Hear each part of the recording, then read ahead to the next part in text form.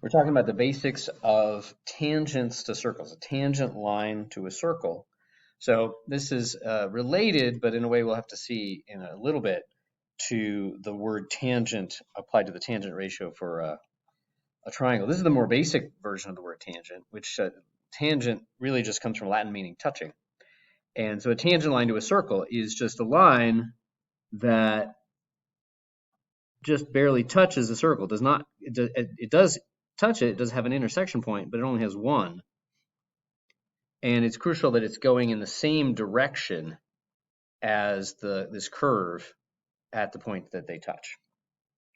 So we're not talking about something that comes in and cuts. So this is going to be what's called a tangent line. This we'll talk briefly about, but maybe not have a lot of time. That's what's called a secant, from the Latin to cut. So this is touching, this is cutting. So we'll bracket that. It's not what we're talking about too much right now. So I drew this in a very particular way. I drew a very special tangent line. I could have drawn a tangent line that's kind of more random. There's all kinds of tangents to a circle. Those are all incredibly useful. But I drew it in a very particular way to rest exactly on top in the picture the way I've drawn it. And so that's perfectly horizontal. And then notice that the point it's sitting on, if I'm putting this, say, like a beam on top of a ball or a cylinder or something, to think about it physically, it's going to be perfectly horizontal. It's going to be tangent. That point of tangency is going to be right at the top. And so the radial line, this segment, this radius that connects the center to the point of tangency, that's going to be perpendicular to the tangent line. I hope that's, just incredibly intuitive, that if you put something on top here, it's going to be perpendicular to that radius. And the first theorem is simply, really the first two theorems, is that that's always true. That if you have a tangent line, it's perpendicular to the corresponding radius. And if you have a line and you've verified that it's perpendicular radius, it will automatically be tangent. It will not accidentally cut through. Right? So that would be, let's look at a more tilted version. Oh, this isn't really the right Sharpie. So suppose I want to make a tangent line here, and I have a really accurate angle measurer. I can create the radius and then make sure that, let's see, if I go like this, it's going to cut through. If I go like this, it's going to cut through the other way. It turns out that if I make that angle exactly 90 degrees, then it should be exactly a tangent line. So this is a theorem and its converse. It goes two ways. That if you know it's a tangent line, you know it's 90 degrees. If you know it's 90 degrees, you know it's a tangent line. And I think it's one of the more intuitive facts in all of geometry, honestly. And especially if you say, oh, it just means that this example, where everything's very symmetrical vertically and horizontally, that's something that happens even if things are tilted, right? So this is 90 degrees, corresponds to exactly when that's authentically a tangent line and not a secant line cutting through. Okay. There's only one other fact. Again, it's really pretty intuitive. I'm going to draw another circle. Okay. And again, I'm going to show you the very symmetrical case. I'm going to take a point up here, and I'm purposely going to draw it exactly vertically from the center. And then I'm just going to draw a tangent line coming down on the left-hand side and tangent line coming down on the right-hand side. My drawing isn't great, but that should look very symmetrical left and right. And so that would mean that this length, maybe I'll just put some letters here, AB, these are the points of tangency, and AC, those lengths should be equal. In other words, the segments are congruent, if you want a little fancier language. But of course, most of the time what we care about is just the lengths are equal. And I hope that's pretty obvious in this situation from the symmetry, because it's very easy to see that symmetry when it's vertically. I think the axis of symmetry is vertical, but it's true in general. If I just take a point and I take two lines that just barely graze the circle, you're still going to get congruent segments the same length. So again, if you just use your intuition, what seems to be obviously true for the most of a symmetric appearing case, whether everything's either vertical or horizontal, just think that's true in general. Because why? Because circles are so symmetrical. Circles are the same in all directions. Any fact that's true in this one direction, like here, vertical, perpendicular, horizontal, that's going to be true for tilted ones because the circle's the same in all directions. Similarly here, if you believe this, where you're going vertically, you should believe this because the circle is the same in all directions. That's not the standard proof that you'd see necessarily using the standard tools you learned last year, but it's a good one, and you can make it into a totally rigorous proof. Okay, so just a real quick couple of examples what you could do with that. Let's see. So let's say I have a circle, and as usual, there's a lot of variations on this kind of story where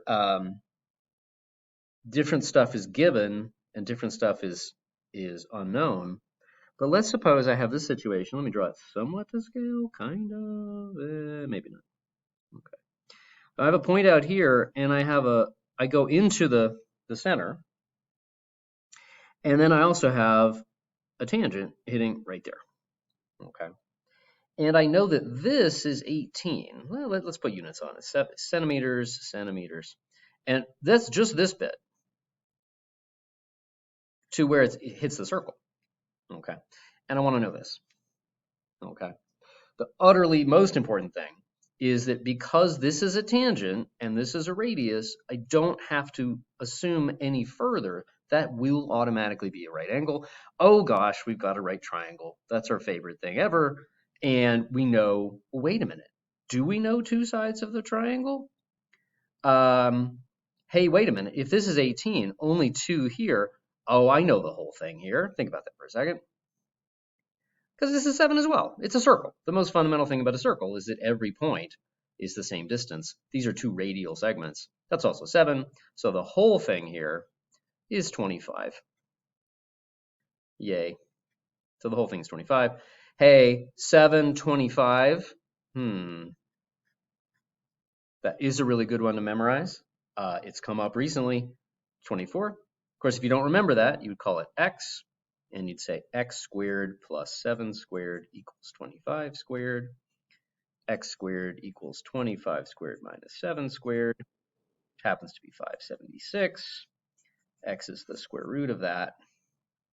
And it's okay to use your calculator on that. I'll let really cool hombres do that by hand, and you get 24. Okay, so this is 24.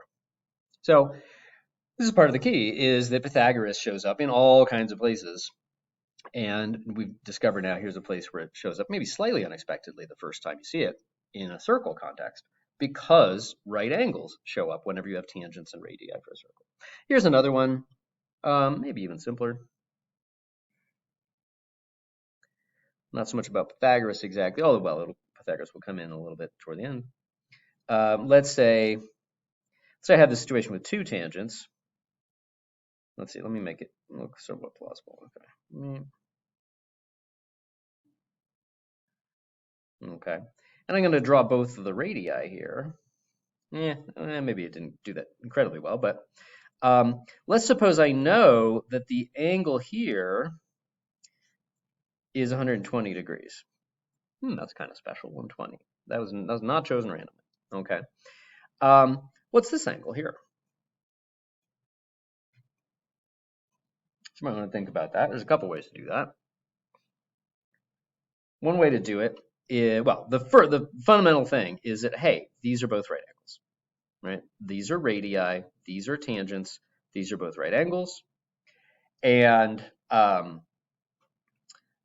and we know that the angles in a quadrilateral add up to, think about it, they add up to 360. We've known that for a while. So x plus 90 degrees plus 90 degrees plus 120 degrees equals 360 degrees. So x equals, let's see, so 360 minus 120, 240, oh, it's 60 degrees. Okay. 60 degrees. Okay. We can say more, so that would be a very simple problem. It's one of the problems you're going to do. I drew this dotted line. That's the axis of symmetry for this problem. Let's really bold it in. Then I can also think about, hey, I've got two triangles here. And guess what? That's a 60. That's a 60. These are congruent. That's the other theorem I was talking about. And these, of course, are congruent because they're 2 radii. and these are congruent angles. These are just two congruent triangles. It's completely symmetrical. Everything about this kind of picture, when you have two tangents, boom, you have all this incredible symmetrical picture you can always draw. Now, it's not always 260s. Depends on the angle here, the central angle in the circle. But we can definitely get this symmetrical picture. And in particular, 60, 90, oh yeah, that's another way we could have done that. These are two 30s. And so, of course, the sum is 60. And of course, 30, 60, 90 triangles, if we started getting lengths here, we could use our ratios. But I'll stop right here.